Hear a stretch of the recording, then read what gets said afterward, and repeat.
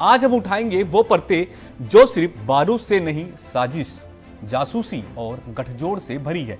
भारतीय सेना के उप सेना प्रमुख लेफ्टिनेंट जनरल राहुल आर.सी. का बड़ा खुलासा। चीन, पाकिस्तान, तुर्की मिलकर भारत की सैन्य जानकारी चुरा रहे थे, लेकिन ऑपरेशन सिंदूर में भारत ने सिर्फ हमला नहीं किया, इतिहास रचा।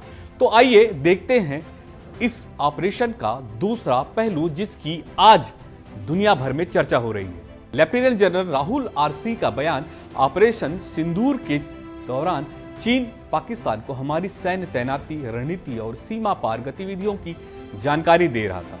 यह न सिर्फ सैन्य जासूसी है, बल्कि एक रणनीतिक युद्ध का हिस्सा है। सवाल, क्या चीन के पास भारत की तैयारियों का इतना डिटेल डाटा था? क्या इसमें साइबर जासूसी, ड्रोन या उपग्रह निगरानी शामिल थी? यह सिर्फ एलओसी की बात नहीं थी, ये एलएसी से लेकर कश्मीर घाटी तक फैली एक डिजिटल जंग थी। एक ही ऑपरेशन में 3 दुश्मनों को एक साथ घेरने की रणनीति चीन, पाक, तुर्की गठजोड़ को सीमा पार डिप्लोमेटिक मंच पर और खुफिया मोर्चे पर मात दी गई। ऑपरेशन सिंदूर में ड्रोन हमलों की जवाबी कार्रवाई, इंफ्रारेड से लैस सीमा सुरक्षा, घुसपैठ रोधी गश्त और सटीक लक्ष्यों पर हमला। दुनिया ने पहली बार देखा, भारत एक ऐसा 3 विरोधियों को न केवल टैकल कर सकता है, बल्कि उनकी कमर भी तोड़ सकता है। पाकिस्तानी संसाधनों का 81% अब चीन पर निर्भर। Tank, missile, drones, communication system सब चाइना में। क्या पाकिस्तान अब चीनी छाया सेना बन चुका है? और क्या अगला भारत पाक संघर्ष दरअसल भारत बनाम चीन पाक की प्रॉक्सी वार बन जाएगा?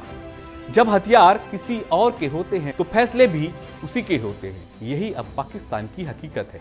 आबादी वाले क्षेत्रों पर ध्यान नहीं दिया गया। लेफ्टिनेंट जनरल सी ने यह भी कहा कि इस बार हमारी वायु रक्षा प्रणाली तो सक्रिय थी, लेकिन नागरिक इलाकों की सुरक्षा में कमी रही। इसका मतलब है भविष्य में हाइब्रिड वॉरफेयर, सिविलियन टारगेटिंग और ड्रोन हमलों से शहरी क्षेत्र में भी खतरे हैं। अब जंग सिर्फ सीमाओं पर नहीं और शहरों में भी लड़ी जाएगी, और हमें इसके लिए तैयार रहना होगा। भारत का नया सुरक्षा दृष्टिकोण क्या है? ऑपरेशन सिंदूर के जरिए भारत ने दिखाया वह अब 3 मोर्चों पर एक साथ रणनीति बना सकता है।